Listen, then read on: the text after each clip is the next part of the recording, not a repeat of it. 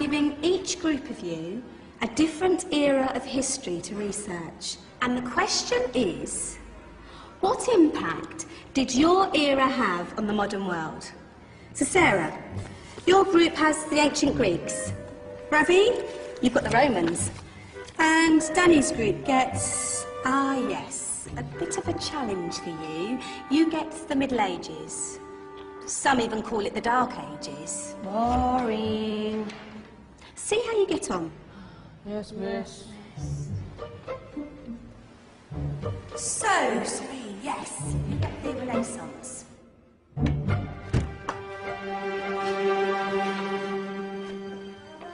Is that the librarian? I guess so. How are the Dark Ages going to have anything to do with us? Excuse me. Sorry to bother you. What do you want? We need to find out what impact the Dark Ages had on the modern world. Never was a period of history so poorly named. Don't touch. It's priceless. And I suppose someone's been filling your head with the usual nonsense, eh? 1,000 wasted years. A black hole in history, am I right? Yeah, sort of. You see, it's always the same. You assume it was all mud, disease, death and destruction, with marauding mobs of barbarians ripping down the good of former civilizations, burning and plundering as they went. Nothing of any worth invented either, eh? Oh, no. Go on, Wilfried. Sorry to bother you. Come on, it's probably not worth it.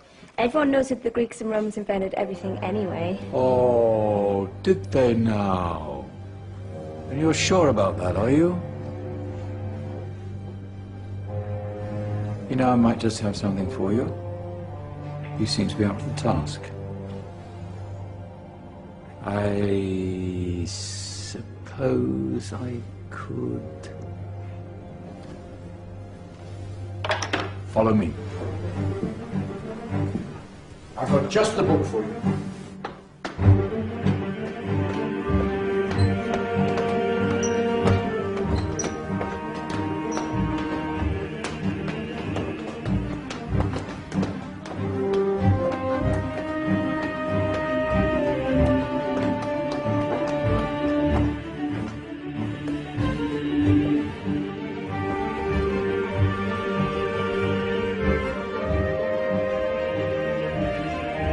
Where are we going? I don't know. Ask him. Excuse me. Where are we going? From darkness into light, my young friend. From ocean onto land. There are things you should know. Oh, yes, indeed. Yes, indeed.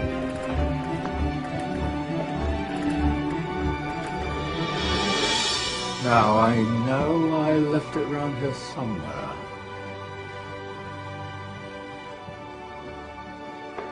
Ah, here it is. Now, take a look. If you dare.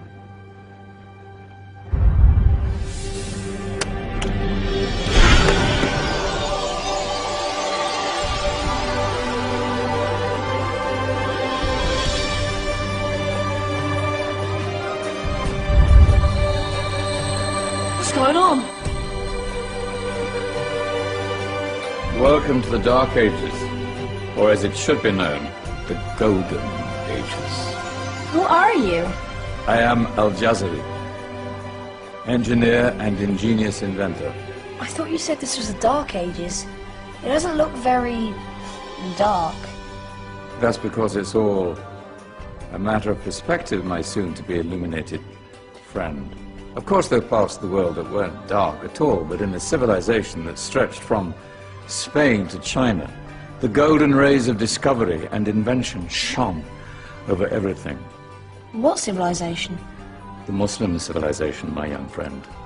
Through scholars and scientists of various faiths, some of the most important discoveries known to man were made at this time. Discoveries that drew on knowledge of the ancients, but have more connections with your modern world than you could possibly ever imagine. Like what? Well, all sorts of things. I've got to get a picture of this. I knew it was a good idea. Who are you? Allow me to introduce Ibn al-Haytham, a great scientist whose ideas led to the invention of the camera. You invented the camera? I laid the foundations for modern cameras by explaining how our eyes work. I found a way of projecting an image onto another surface through a small hole in a dark room, later called camera obscura. Think of all the things that evolved from this discovery. Cameras, cinema, all share the same principle. Cool. Look out below! Who's that? That's my good friend, Abbas ibn Farnas, who gazed up to the heavens, passionate in his belief that man could fly. Whoa. Indeed, he dared to dream about flying 1,000 years before the Wright brothers. Do you know you all take your jet-setting holidays for granted, so it only seems fair to remember Abbas ibn Farnas. Stand by. I'm ready for takeoff.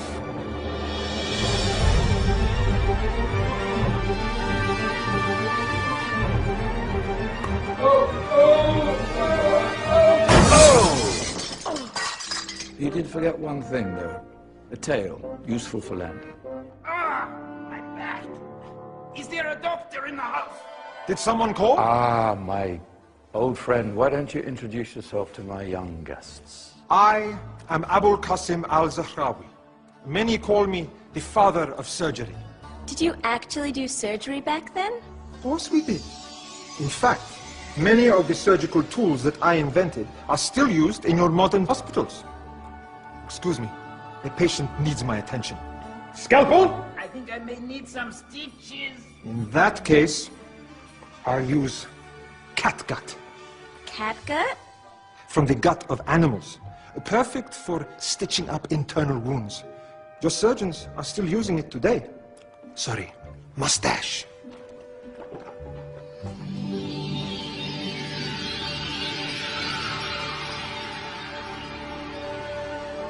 Who's she?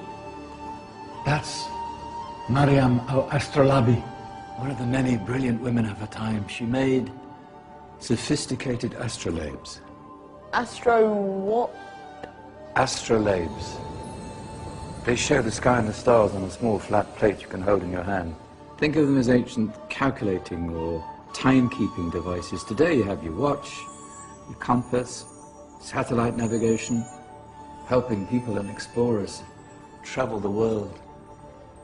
Science at its brilliant best. And all these things were developed during the Golden Ages. And that's just the tip of the iceberg. There were thousands of other inventions covering all areas of life, and in the years that followed, their influence spread across the whole of medieval Europe. So you see, it wasn't so dark after all. What about you? Me? What did you invent? Well, I don't want to be big-headed, but I made some groundbreaking advances in engineering. I suppose my most significant discovery converted rotary motion into linear motion using a crank and connecting rod. It's essential in pumps and engines. In fact, I've no idea how the Industrial Revolution could have happened hundreds of years later without such a device. Not that I ever get the credit I deserve. But my crowning glory was my amazing time-telling machine. My legendary elephant clock.